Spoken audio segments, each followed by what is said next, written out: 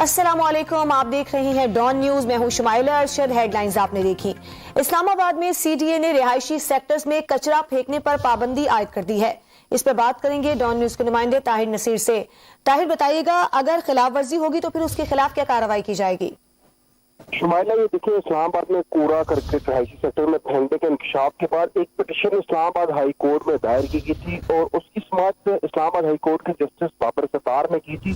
دوران سماعت عدالت نے یہ استفسار کیا تھا کہ کوڑا سائٹ اور ڈسٹنگ سائٹ نہ ہونے کا ذمہ دار کون ہے، جس پر سی ڈی اے نے یہ اعتراف کیا تھا عدالت میں کہ اسلام آباد میں کوڑا ٹھکانے لگانے کے لیے کوئی ویسٹ مینجمنٹ اسکیم نہیں، اور اس کے علاوہ نہ ہی کوڑا پھینکنے کے لیے کوئی زمین ہے اور نہ ہی سائٹ ہے۔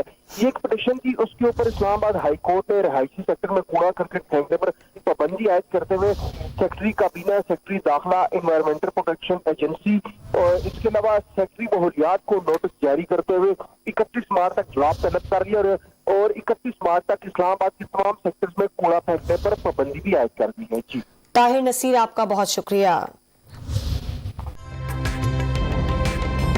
تازہ ترین ویڈیوز کے لیے ہمارا یوٹیوب چینل سبسکرائب کر کے بیل آئیکن پریس کریے تاکہ آپ کو ملے ہر اپڈیٹ سب سے پہلے۔